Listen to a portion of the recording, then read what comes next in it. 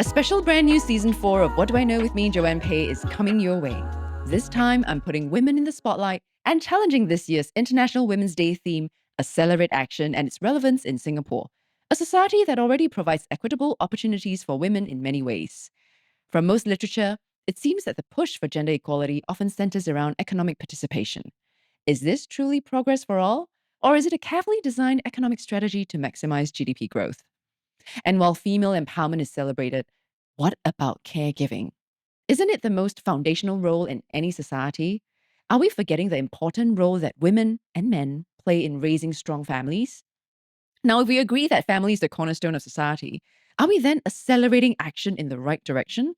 Can there be a multi-pronged approach? This is going to be a power-packed season as you'll be hearing my conversations with policymakers and notable women in their fields. What truly sustains a nation? What type of scrutiny do women face in the spotlight? Do strong women pay a loneliness tax? This is just the tip of the iceberg. Stay tuned and keep an open mind because what do we all know?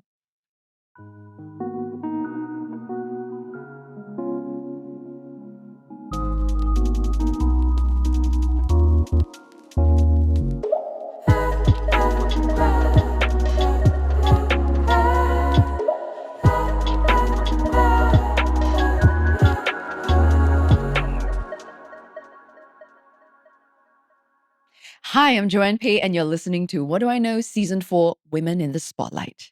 In this episode, we're exploring quiet strength and how challenging traditional roles can shape who we become. My guest, Sheila Sim, has never followed a conventional path. From redefining beauty as a model to becoming an actress, mental wellness advocate, and mother, she's made bold choices, including marrying her husband after just 6 months and speaking openly about her hair transplant and other personal struggles.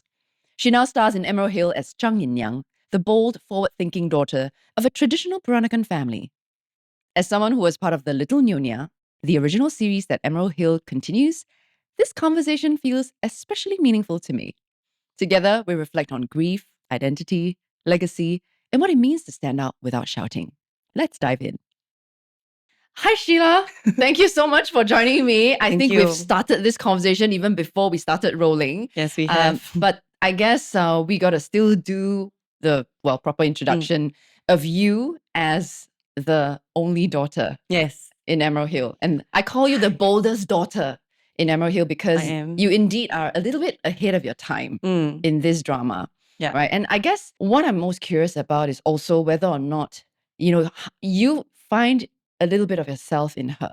How do you relate to this character? It's actually been a real joy playing Zhang Yin Niang because, like you say, there's a lot of similarities and even the family dynamic is very similar. So growing up, I had a brother who passed away, and along with my brother, who I didn't really mention very often, is my uncle and my cousin.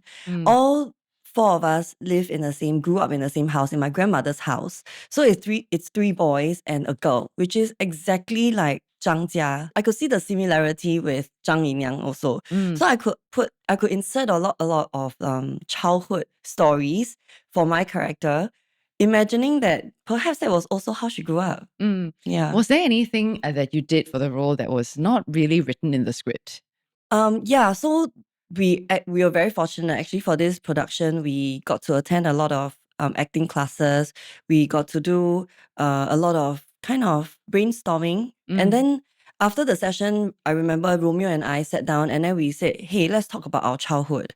And that was really fun for me because I did positive psychology. I'm really interested in psychology. And this was exactly what I love to do. So take me back a little bit to your childhood, because you did talk about how you grew up in the family of also a lot of male figures, right? But I also did observe that in the show, you are very, what we call Manja.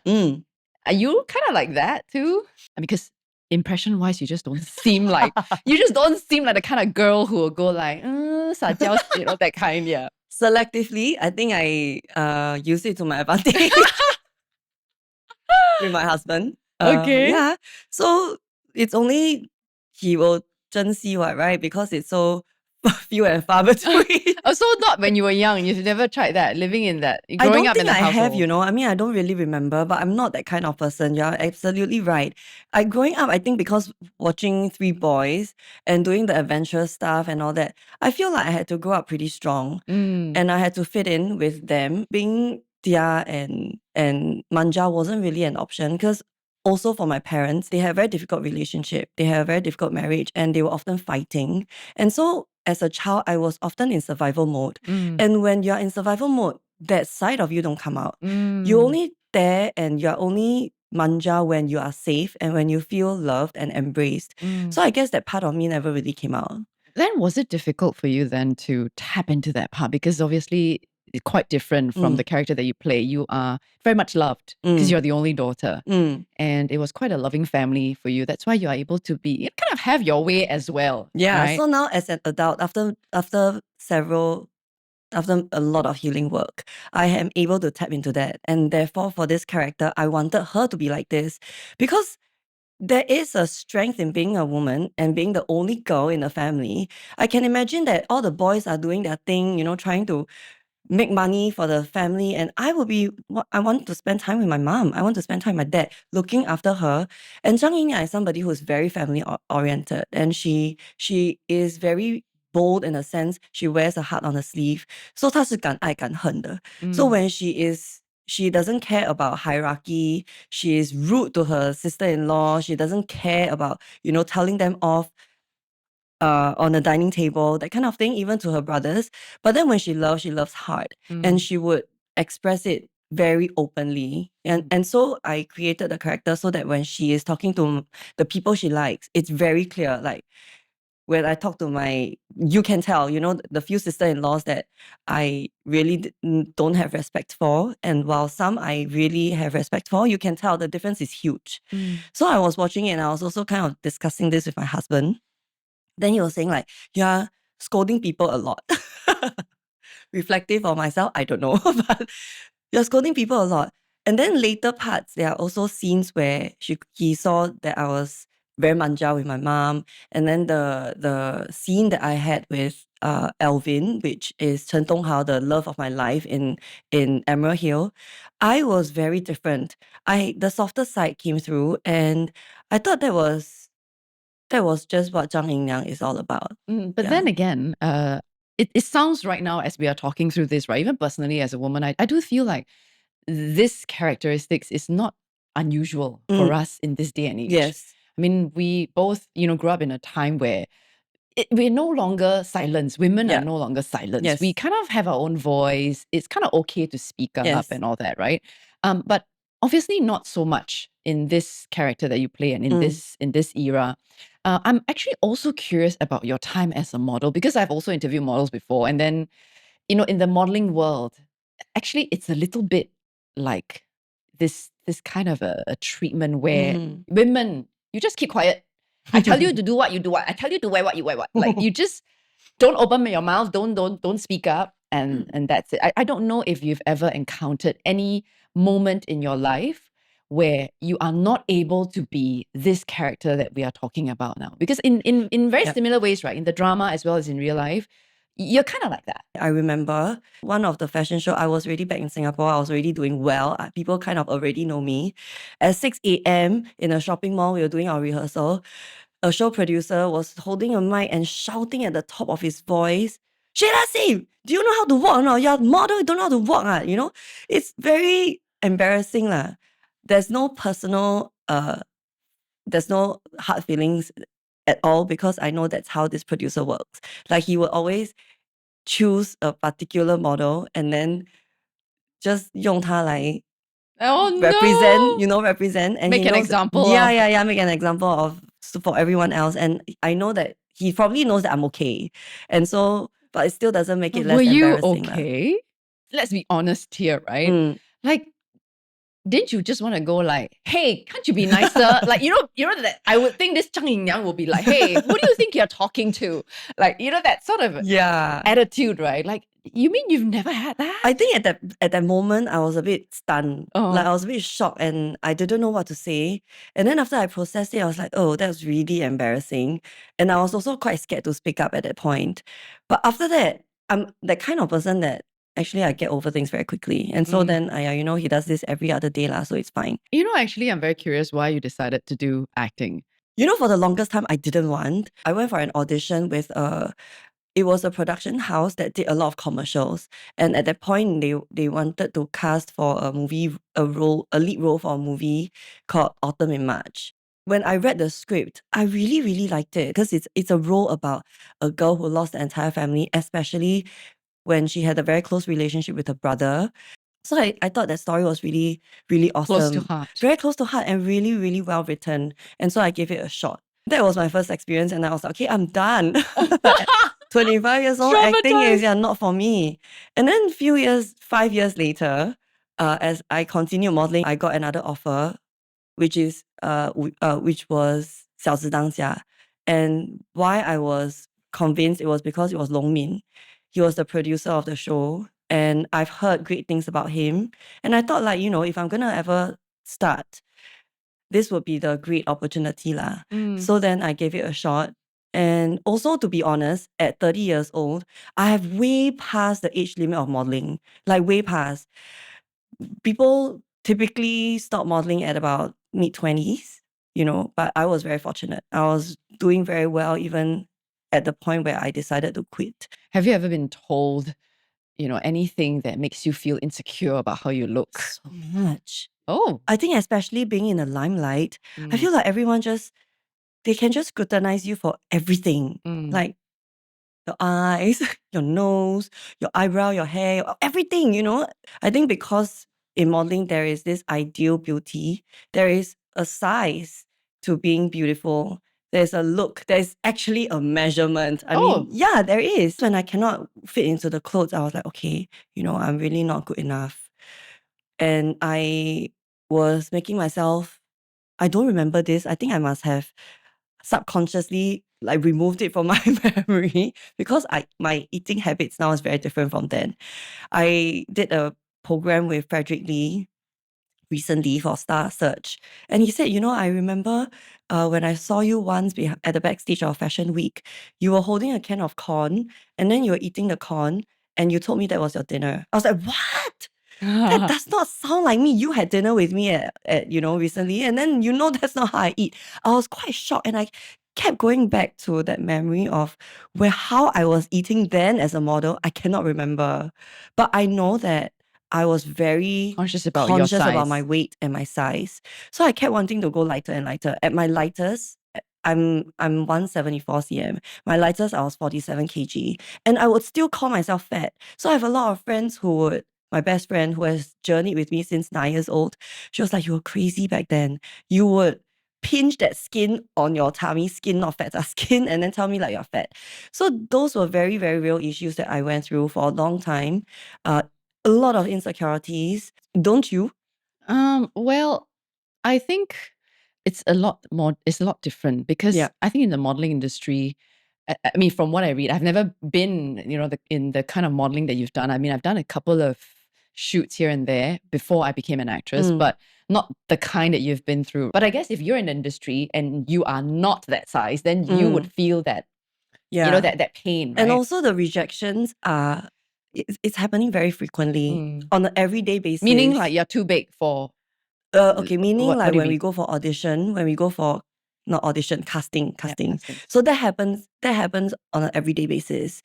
And when I am in another country, for example, like Milan, oh my God, that was the worst. The people, because Milan is a fashion capital, right? Everyone wants to make it in Italy. And so the amount of models, the number of models there, it's crazy. I'll go to an audition with 200 people and you'll be in line in very drastic weather conditions, and you'll just be waiting there for your turn. And back then there's no iPad, so we're all carrying big portfolios, right? And when you finally, maybe after 2 hours, you get to see the client, and then the client would just, if they don't like you, which they didn't like me at that particular audition, that casting, she flipped one page of my portfolio, she slammed it shut, and then she's like, okay, thank you. For 2 hours, and this is not a once in a while kind of thing. It happens every day. It took me, I think, close to being late 20s for me to eventually find peace with rejection. Then I would tell eventually I start a modeling agency, right? So I would tell my models, just because the client doesn't like you, it doesn't mean that you're not good enough. It just means that they are not the kind of model they are looking for this time. And there are so many type of brands, everyone can't possibly like one person. You can't be the perfect model for every brand or job. So it took me a long time to find peace with that. And then I went to acting, and then there's like another level of, Yes. I was just going to come to that about acting, right? Because modeling, you go for castings, and then acting, you go for auditions. I mean, I also went through the audition for Little Nyonya when I got the role. And then again, all of us at that time, the 7 princesses, all of us had to audition for the main character.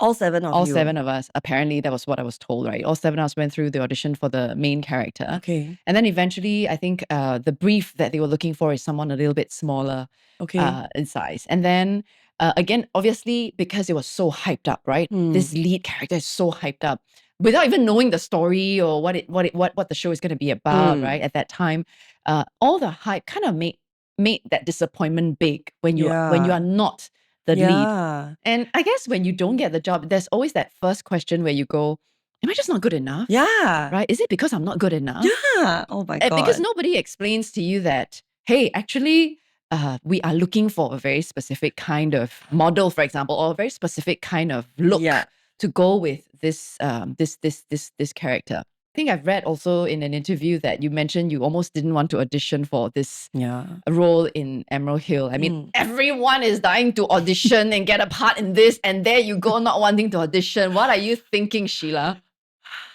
My insecurities, really, I think it was... I would say that in the 3 years that I wasn't sort of acting, I was very happy. I was very happy just being home with my kids. And then I had this friend who told me, like, hey, you are an actress, but then your social media now is like family portraits and family albums. And then I look like, yeah, like, it's true. But then I wasn't doing anything else but spending time with them. Then how, right? So, and I really wasn't doing much. I didn't look after myself very well. I didn't exercise. I didn't put on makeup much. I didn't dress up. I was so out of touch with this entertainment industry. I feel like I lost that touch of fashion also. I lost a lot of my own identity, I feel. And so when they asked me to go for this audition, simply because it is a blockbuster, there's going to be so much attention on it. The more I felt insecure, I feel like, okay, I'm not good enough for this. I'm not going to come back and then have people scrutinize me. And if it's a smaller project, then I can kind of, get away with it. But then because it's so big, right, all attention will be on it. So I was very, very scared. When they told me to go for the audition, I was like, 我想一下. And then I didn't reply for a week. And then I was like, okay, then I finally replied. And then she messaged me and said, like, you're not even going to give it a try. And I felt safe to tell her that actually it's because I'm not confident. And because this is a blockbuster, I really don't want to, 连累大家. Again, an excuse. And then she said, yeah, an actor gets better by trying, not by not. I didn't reply after that. I sat with just that few words for a few days. And I reflected, and I feel like, if I am going to miss this audition and I'm going to give up on this opportunity, then when would be the time for me to come back? Not in terms of fame, but more like my identity. When? And then, okay, I just go for audition. If I get it, then we'll see how. If I don't get it, at least I tried. I was still trying to... Actually, what were you most afraid of? Like, what was that? Where was that fear? To be honest, I never see myself as a good actress because I was trained in modeling. Modeling is completely about not showing emotions, and it's very static. But then in acting, it's about portraying your emotions through your body language and your facial expression, and having to dig up all your, like your traumas and whatever past history. I'm really not good at that. I really try to cover a lot of it while growing up. So acting for me feels like fish out of water. I'm still learning today, and so yeah lah, I didn't dare to audition for this also because of that. Yeah. But then what was the experience like after auditioning for it? So lucky. If not, I wouldn't be here, right? I think it was really a big change, a complete game changer in my life. So I was thanking the EP. I was like, thank you so much. It changed my mindset about parenting, most importantly. Oh. Yeah. Because I didn't think I could step away from them. I feel like they needed me. Bullshit. Sorry. But I needed them. I just want to be there and I couldn't let go lah. So but when I started working, I enjoyed it so much, the first day I stepped into a hair and makeup unit, right? It was as usual, 很多人在讲话，很多人在化妆 Bustling. Yeah, bustling, right? And I loved it. I was like, what? I've been at home with my two kids crying and like breastfeeding and just not dressing up, not looking pretty, and like maybe sometimes I don't even wash my hair or my face. And then I'm here enjoying this social life. It's like so nice. And then I went on set. The time spent, I used to hate the waiting time. It's like, wow, please lah, I could do better with this time. But because I was at home so much, like this time was spent just, using my phone, writing, reading, like chit-chatting with friends. Felt like a good break. And it felt like a good reason to say like, hey man, I have my me time. It's not my me time, I'm at work. But actually, this is my me time. I feel like I could justify the time away from them. And that was the beginning. Subsequently, I also found the next step, which is to go on a holiday without my kids and had no guilt. And for one of the scenes, some of the cast went to Malacca to film. I didn't have any scenes in there. And then we just decided to arrange for a trip to go out 3 days. Coming from before I audition, right? 如果要去外国拍戏的话，那我就不接了。to voluntarily traveling when I have no scenes in there. It was a huge jump, and I find so much comfort, and I'm so glad I did it because I think this is really healthy for me. This is healthy for me as a mother, as a person. Yeah. So, I mean, talking about the show, right? This show is about women, a lot of women. And actually the women are the ones in charge. Yes. So how do you feel? Like, are you also the woman in charge in your household? Great question. I mean, it is kind of like, how do you feel about just women back then having to take charge, and then women now? I don't know whether women are still the ones taking charge now. Women are still in charge. I don't know if it's I'm very sure in your household you're in charge too. I mean, we do so many things. So I find it very interesting because in Emerald Hill, there's Yin Niang, who is very much like woman of today, but she cannot be too much of that also because she is being downplayed a bit by, or less appreciated because in one of the scenes, my second sister-in-law, Jessica, she said that, why don't you get Yin Yang to run the family business? And then there was my second brother said that because she's a girl and so she's not suitable. And my mom, Zoe Day, wouldn't want her to run the family business. So there's something very annoying in that because just because I'm a girl and then I don't get this opportunity. But you fast forward to today's context, right? I feel like we are all of those women. We are all of them in one person. Because we have so many different roles that we need to play. We are a wife, and then maybe the wife would be like the victim. I don't know, sometimes me too. Like, you want to be more helpless because then you want your husband to be able to kind of be able to help you, right? And then there's the one Jessica who takes care of the family, and then there's the Ang Mo Pai one that wants to rely on someone, and then there's me who is all about like wanting to be more patriotic and want to do bigger good and all that. So that's all of them in one person. So in today's context, I think it's really, really tough being a woman because we have to wear so many hats and our EQ has to be so high to manage the different characters and different roles and different people in our life. It's very interesting that you say this because it provides us a different perspective when we are watching this show now. It's like we are able to identify with almost every woman character that is in this show, because there is a part of us that I think sometimes victimizes ourselves especially when we have the imposter syndrome. Yes. And then there's a part of us that have to sort of, stand up front, be that presentable, whether it's a mother or a wife, right? Handling things and doing it well. And then there's a part of us that sometimes just wants to have a little bit of fun. Yeah. We want to sort of break the rules a little bit. And then there's another part of us where, we want to fight for our rights. Yes. We want to fight for our daughters We want and to all be that. seen. And we want to be seen, we want to be heard. We want to be taken seriously. So I think thank you for saying that so well. So I feel that with this new perspective, it's brought this show a different light as well. That it's not just about being set in the period, or actually regardless of the period. When you look at it, it's timeless. Yes, it is. It's just now breaking it into each and every character. And while we know in reality, no one person is just one facet of it, right? We have so many multiple facets, especially now in this day and age. But I suppose with you, that if we were to, relate to all these women characters in Emerald Hill, which one do you feel most close to? Jessica's character, who is the one that has to have the high IQ and manage a lot of things very well. I aspire to be that. But I would say that I'm not that. Aspirational role, okay. I'm really very yin yang lah. So she's the one that, whatever comes to her mind, she would say without thinking too much. I definitely see some part of me in Dawn's character, the one that is flirtatious and wants a little bit of fun, a little bit of rebellion in her. Yeah, so I see that too.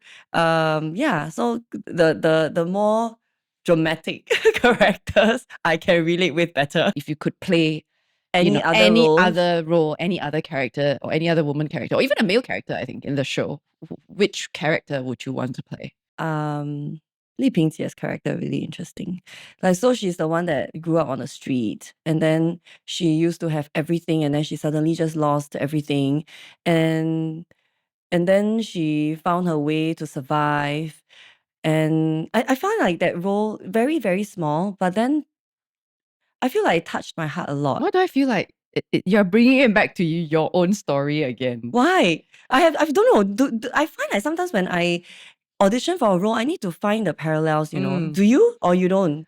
Because I think that you're a really good actress, and I don't know sometimes how you craft being in that character so well. I like characters that are different from me, myself. So if I could pick, I would probably pick Dawn's character. I like that fun and rebellious part. I think there's a lot of room to play.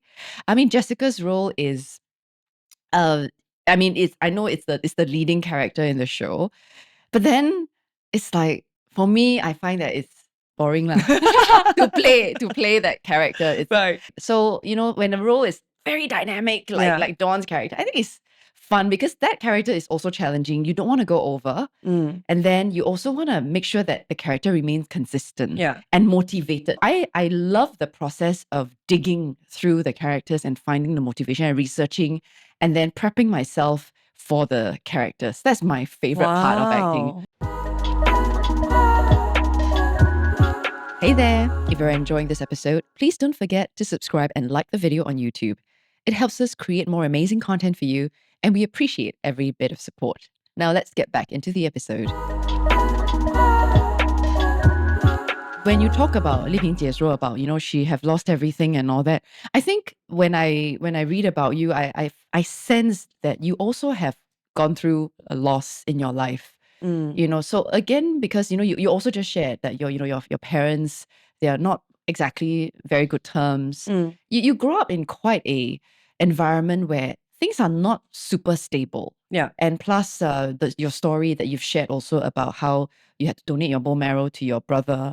You lost your brother at a young age. I think this loss is something that I will not be able to relate to, but I think you have that in you. So stories that have lost, and I think that resonates very strongly and touches you. Yeah.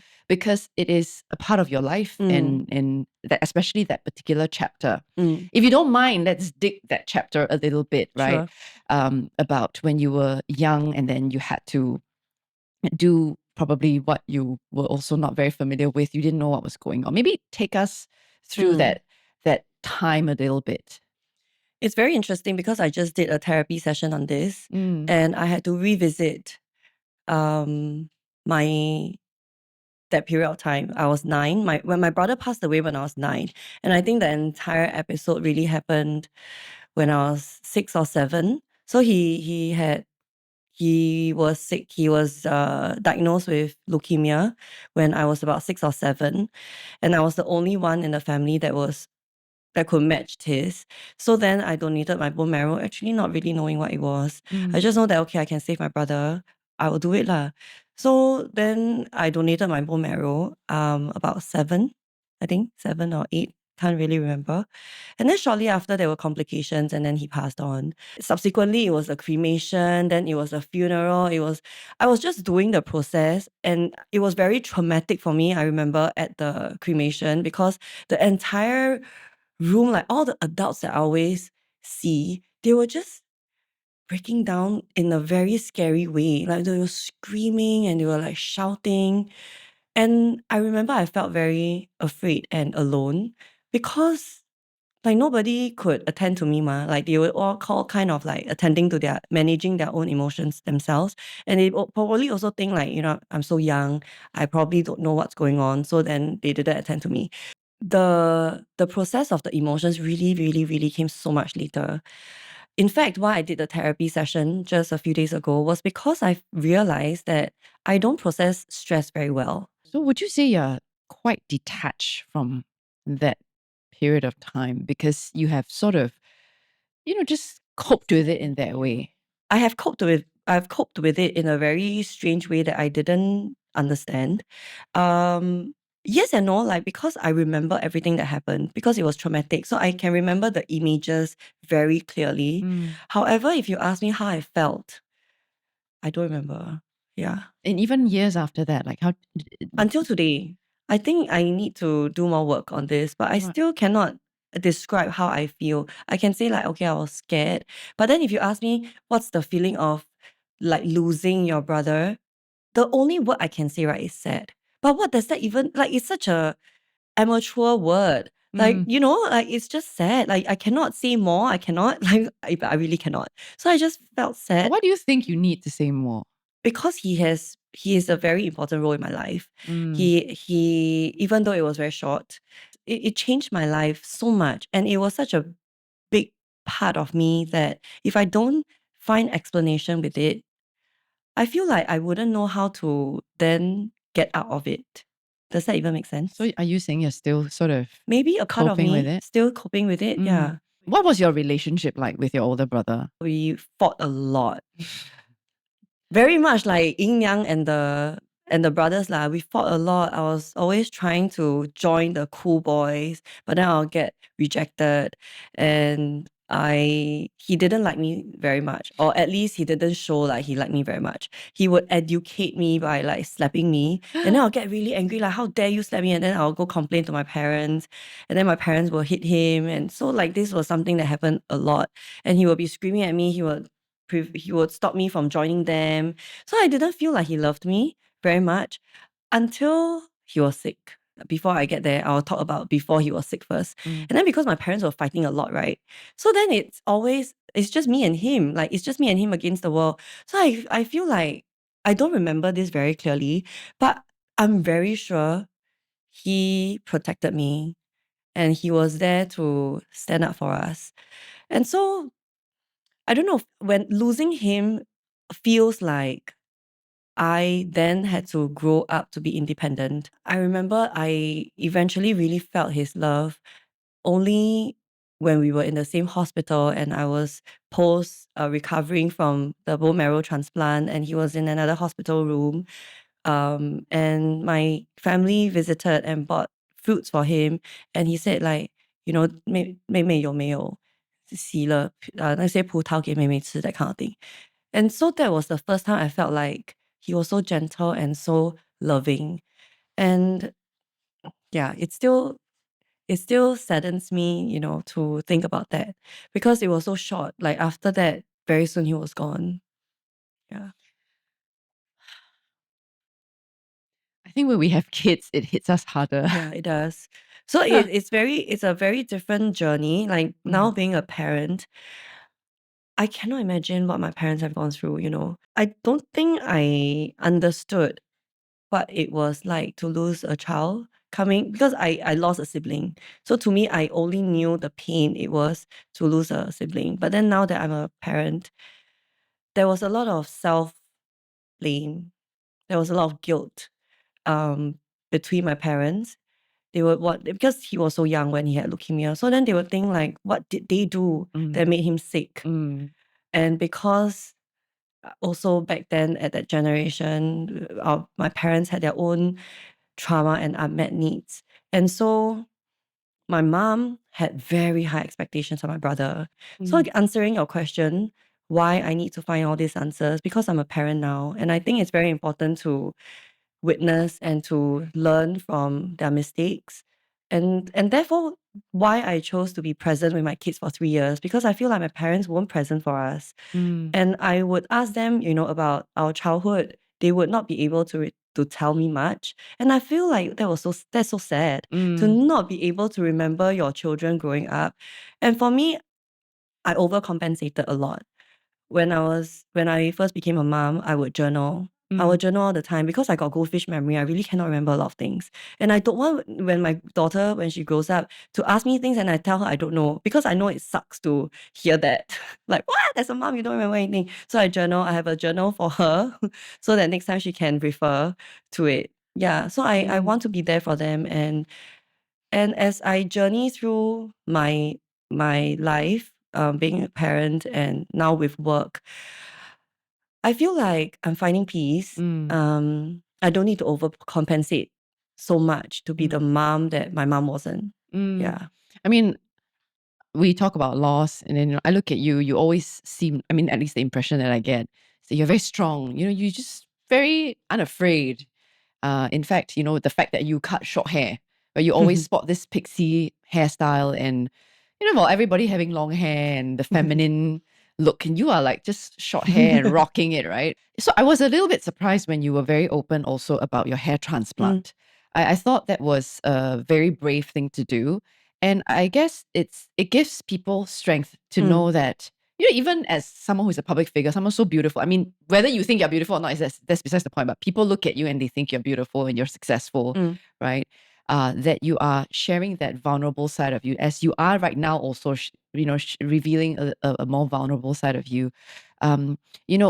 Maybe let our listeners kind of also get an idea, right? Like what was going through your mind, when you Share about decided. the I mean, hair in fact, the fact transplant. that to even do it, and then to come open with it, and because it's a hard thing to share, like we would rather just cover it up. Just like, if you're so used to covering up all the not so pleasant things, unhappy feelings, then this is not a very pleasant thing to share as well. I think one of my motto in life is to be honest. I feel like also because I have a goldfish memory, I feel like I cannot lie because I cannot remember my lies. And so being honest seems like the way to go. And a lot of women lose hair because of pregnancy or hormonal or aging or whatever. And all these things are things that I can relate to now. It's not so far-fetched for me, like aging and more perimenopause or even menopause. It doesn't seem so far away from me now, And to be able to stand there and to tell them like, hey guys, it's okay. I experience it too. And there's no shame in talking about this. I feel like that also made me feel braver and more, I guess, courageous. Being open about all these topics actually interestingly connects me with my followers. And I love my followers because they are quite different from, I don't know how other people followers are like. But I find that mine are very interesting because they like to read my posts. I have very long captions, and sometimes my friends will tell me like, yours is not a caption, yours is a compo, yours is an essay, you know. It's like, yeah, but then if you don't read, then don't read lah. But then there will be some who would, and they will be able to connect. And so I find it very interesting that I have this community that I've built somehow, especially after parenthood, after being a mother. I feel like I could navigate this so much better because of the support that I got from them. So it was a very mutual thing. Like, well, I supported them, then they also supported me. I love that. It is what women empowerment really should look like today. I mean, do you feel that there is this in Emerald Hill, this woman support thing, or each other trying to 害死 you? Was that, do you think that The this support woman empowerment really showed up in the episodes that I'm not in. Well, I'm in another country, you know, fighting fire and like building community. The ones that were left at home had no women empowerment or whatsoever. So I think I mean, you've mentioned also a couple of times throughout the interview, you know, your husband, and I think you've also mentioned in your interviews about how it does take a village, support from the family, husband's involvement as well. Of course, I think the story about meeting your husband on a dating app and then getting married in 6 months, that really sound like a rebel to me. Like, you just sound like someone who goes against convention all the time. First, the short hair. Girls usually have long family hair. You just short hair. And then people normally, you know, very quiet about using dating apps and all. You just openly say, I use a dating app. And then never mind. You met this guy 6 months and then you got married. It's like, everybody's just like, is that real? Is that shotgun? Yes. Like, how? Like, what? Like, you know, so it really felt to me that you are this trailblazer. You just don't care what people think, and like no insecurities, super sure and confident about what you do. But then as we are talking, after knowing me I guess today, you see, that's the reality behind every, you know, facade. There's always the insecurities and vulnerabilities. But okay, let's talk about the husband, because you know, when we talk about female empowerment, right, and women having it all, we cannot do it without the men. Yeah, we have to involve the men in the conversation as well. So, so tell us the truth. Is it shotgun? You mean you're still asking now? No lie. No, it's not. No, you know, when you make it, when you say it like this, right? Why, if my child were to grow up like me, right, I would get heart attack. I don't know how my mom dealt with it. Like, knowing this guy for 6 months and then getting married. Okay, I mean, now that you say and I'm hearing it from another perspective, it's really scary. Yeah. But I don't know. I guess you just kind of know when it's the right guy. And by the time I met him, I was already 34, 35. I've already met a lot of people whom I already know it wouldn't work. And I've been in relationship that I was in a 7-year relationship and it failed really badly. It was a really bad breakup. Then to me, actually, time makes no difference. Whether you're with this person for 6 months or whether we are with this person for 7 years. Actually, in retrospect, to me, it doesn't make a difference at all. And who were to guarantee that you're in a relationship for 7 years, then you'll end up getting married, have children? You don't want. So then with him, it felt like we were very aligned in terms of our values. And why I would mention about dating app, because again, I just don't like to lie. It was so taboo. I mean, it was a taboo time, you know. Some more the app that I was on, it was like super like 不靠谱的. Yeah, I guess it is the intention that you go in with more. Like, I get there are some people who will go onto a dating app and look for one night stands or to look for, you know, friends with benefits. But that was never my intention. And I don't know if parents were to like me saying this, but it felt safe to me because I have control over it. What if I feel like this person unreliable, then I just don't meet him. I can always unmatch. Then we will never have contact again. So I don't give out my phone number easily. I don't meet up easily. I've only met like my husband and this other friend, this other person who was a friend of a friend. And I know like he's a good guy and all that. So I'm very safe and I am very risk averse. But then when I met him, when I started talking to Dion, I did a lot of background check. And he's a very honest guy, you know, because why I would agree to meeting him so soon, because he wrote his full name on the app. Usually people don't.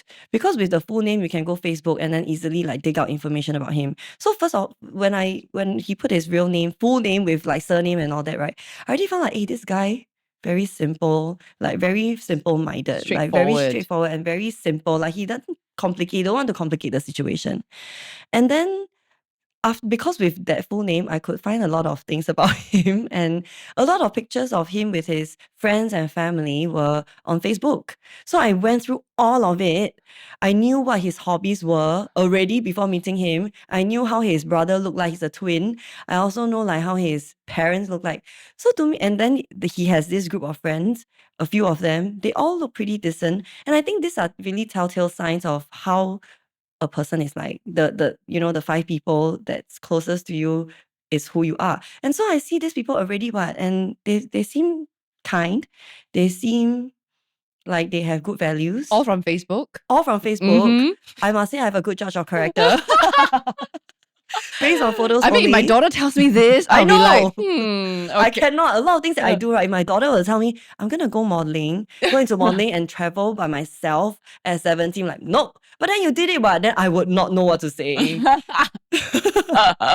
And I got dropped out of school. After secondary school, I went straight into modeling. If my daughter would tell me, but you did that, but I wouldn't know what to say. But nope, cannot. Okay. So then when I met him, like things were very comfortable. Our first date was in a hawker center. And then after that, we went jogging. It was a 6 hour date. And then subsequently, we talked on the phone for like hours and hours and hours. And the funny thing is, the interesting fun fact is that even though we got engaged in 6 months, at the 3rd month, he already bought a ring, which was like, wow, he's so sure. He's so sure that I'm going to be the partner for him for the rest of his life. And I am this character, right? Like very straightforward, not say the easiest to deal with. And I feel like he's got guts lah. He's got guts to want to marry me. And I feel like things have been great, and it has its challenging parts, I would say, as every marriage is. But I'm proud to say that he is very much like me. He's willing to work on himself and also self-reflective, not from the get-go. But then with a wife like me, then what's his other option, right? I'm always often very cutthroat, honest, and very brutally honest with my thoughts about situations and about him. I mean, 同住 is very difficult. And especially raising children, the values and the thought process and everything has to be very aligned. And I am that kind that I just want to trash things out. I don't like to sweep it under the carpet. Definitely not sweep it under the carpet. I also am very impatient with giving time to let you figure it out yourself. I like to talk about it, and however you choose to deal with it, it's your choice. There'll be options, my options. You can choose from my options. But there'll be options. Then let's work around that. He knew that I was like that from the beginning. Oh, that's great. And he's accepted it. So, okay, I'm not going to figure out myself. I better choose from the buffet of options you're giving me. Yes, I sometimes regret saying what I do. But yeah, that's me. I cannot help it. Yeah, but that makes you who you are. And I think as much as you don't want to face this and you don't know how to answer your daughters, I guess the question that we will ask you is also like, what is the legacy you hope to leave your daughters with? I go through life just taking one step at a time. And at this point in time, for my children, I would say just be unapologetically yourself, however that may look like in the future. And I just want them to be safe and to be healthy. Yeah.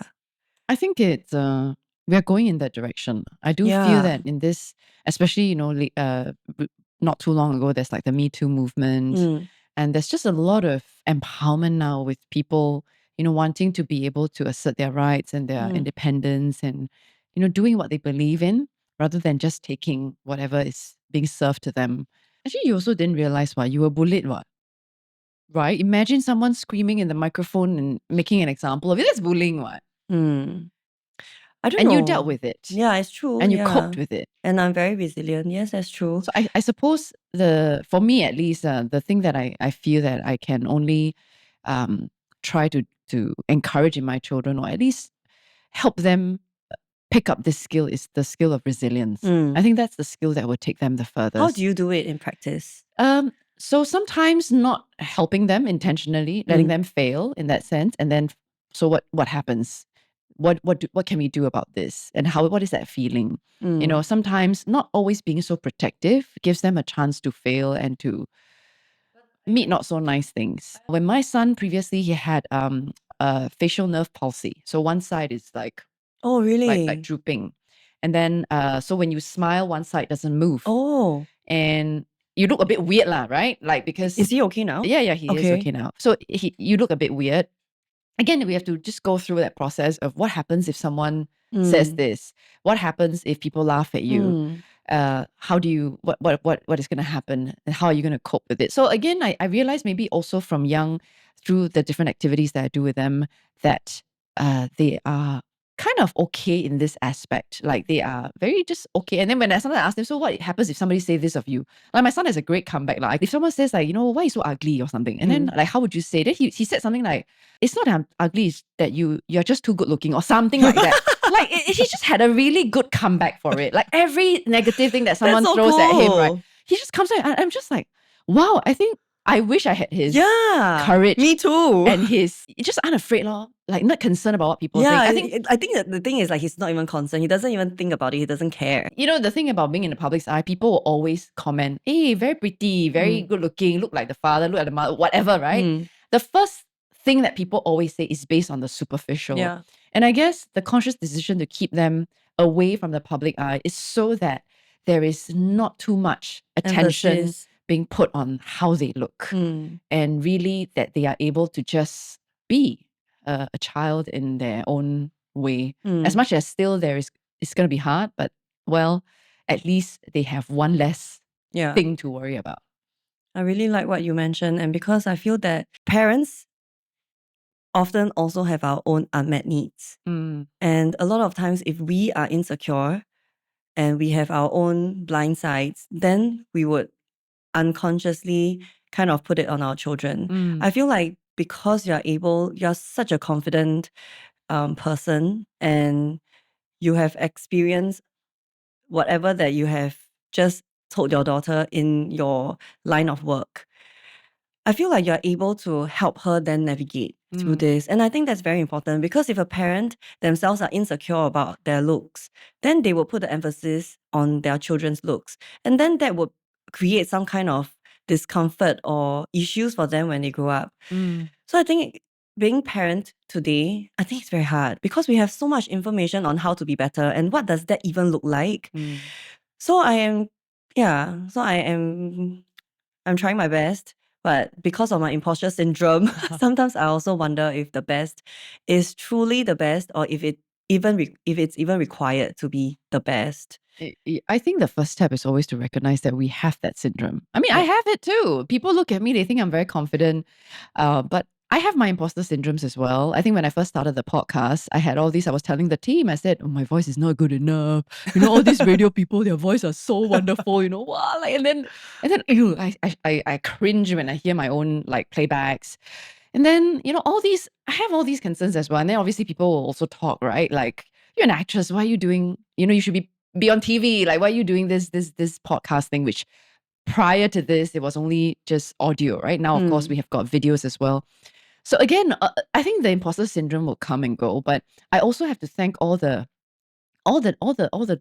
falls that I've had throughout my career that shaped me to be who I am today and to be able to share the stories. And I think for you as well, I mean, going through all your previous interviews, I think you have had your fair share of up and downs, and that shaped you to be the person that you are today. So we don't always have to be the best, I feel. And as long as we are being the best at that stage of our lives with whatever experience and wisdom we have at that point in time, I think that's good enough, because we are definitely going to be wiser tomorrow than today, right? Yes. I wanted to say I hope no, but I'm sure. Yes, Definitely, I am definitely what? better. Yes. You definitely have more wisdom tomorrow than you have today. Yeah. So, well, that's going to happen. So you don't have to expect yourself to be the best today, because you'll be better tomorrow anyway. That's so positive psychology. I love that. I really enjoyed this conversation with you today. I honestly was very, very close to not taking it up, because this may come as a surprise. I I am intimidated by you. You know, the few times that we meet, also because of the way you carry yourself. I don't know, maybe this is how people see me too. But the way I see you is like, wow, I'm quite intimidated because like what the Daoyan say, right? You're very smart, you look very intelligent, you have so much going on, your life is so put together and all that. But then I spoke to my husband about this actually. I said like, I don't know if I want to go. I feel like it's a podcast, it's an interview, it's very intimate. And if I am going to be intimidated or if I'm going to be not even on the same par, then I don't think it's gonna turn out very well. Then he said, actually, what are you intimidated about? I said, I don't know. I don't know. I guess imposter syndrome. I said insecurity of some sort. He really helped me to kind of process it and to internalize this and reflect. And then he said, you know, for the time that I've known you, you are not often intimidated. You're not often afraid of talking to someone. Then he said, I think you should try. You should go for it. Then I thought about it like, yeah, he's right. I should just come and try. And I'm glad I did because I feel like this conversation we had is different. I feel like now I know you a bit better and I feel like you know me a bit better. And I think it broke my, I don't know what I had, you know, of this image of you. Yeah. So What Do I Know is a podcast that I started because I wanted to break the prejudices. Really? That's why it's called What Do I Know? It's like rhetorical. What do I know? I know. So you also know that people think like that of you? No, as in the reason why I say what do I know is the fact that the podcast was about breaking biases and prejudices, right? Because we often think we know. True, but yes. actually we don't know a lot of stuff. True, yes. Well, thank you very much for joining me today. Thank you so much. I love our conversation. All right. I will see you in the next episode. Bye-bye. Bye. Enjoyed this episode? Don't forget to like, subscribe, and share your thoughts in the comments with us. Thanks for tuning in, and I'll see you in the next episode of What Do I Know with me, Joanne Pei. See ya. Bye.